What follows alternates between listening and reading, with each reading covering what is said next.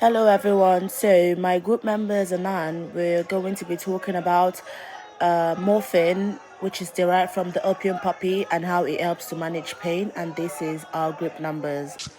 My name is Marianne, and I'm going to talk about morphine. Morphine is an effective analgesic, and when we talk about analgesic, we're talking about medications, types of medications that are used to relieve pain without causing the person to lose consciousness, and we mainly call it painkillers. There are two main types of analgesics, which are the non-opioid analgesics like paracetamol and ibuprofen, and these are only administered for mild pain. And then we have the opioid analgesics, which morphine falls under, including codeine and fentanyl, and these are used for very, very severe pains.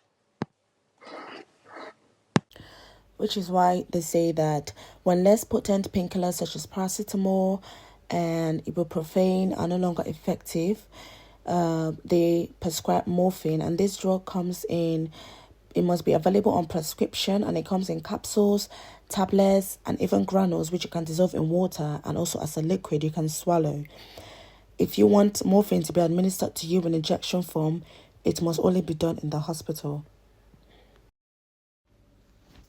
Like I said in the previous slide, morphine is only administered for very severe pains, cancer patients, orthopedic or abdominal surgery, and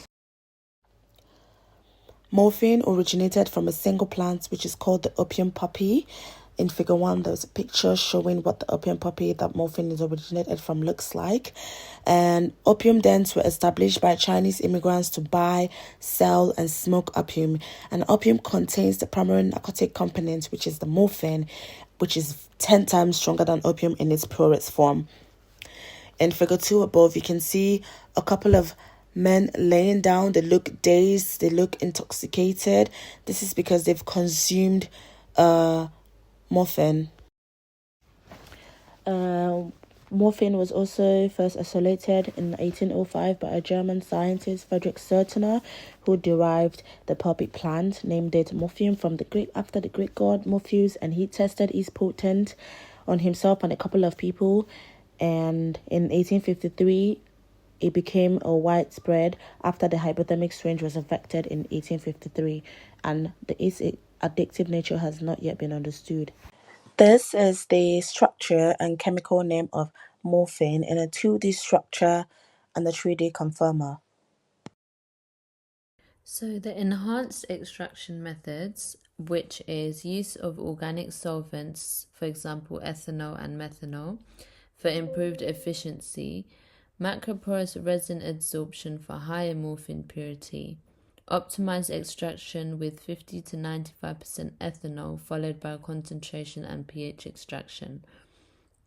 The genetic engineering approaches are metabolic engineering to enhance morphine biosynthesis, gene editing to develop poppy varieties with tailored alkaloid profiles, engineering microbes for opiate production, reducing reliance on poppy cultivations. So these techniques aim to make morphine production more efficient, sustainable, as well as less dependent on traditional opium poppy farming.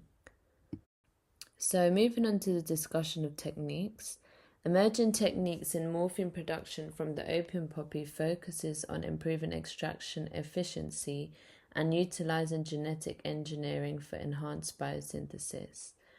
So, the advanced extraction methods and pH controlled processes improve morphine yield and purity. Researchers are also developing microbial biosynthesis using engineered microbes, eliminating the need for poppy farming. While efficient and sustainable, these methods raise ethical, regulatory, and economic concerns. Moving forward, a balance between biotechnology, strict regulations, and sustainable cultivations practices will be essential to ensuring a secure and efficient supply of morphine for medical use. So here is just a diagram which illustrates the biosynthetic and chemical pathway for the production of morphine and related alkaloids from the raw. So the future of drug discovery, synthetic biology, engineered yeast can now biosynthesize morphine from glucose. This cuts the reliance on poppy farming. Gene editing CRISPR is being investigated to create morphine yields without unwanted compounds like thebaine.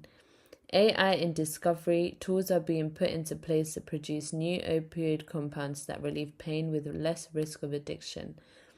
Biomanufacturing institutions are advocating for bio-based morphine to give global access while still controlling illegal trafficking.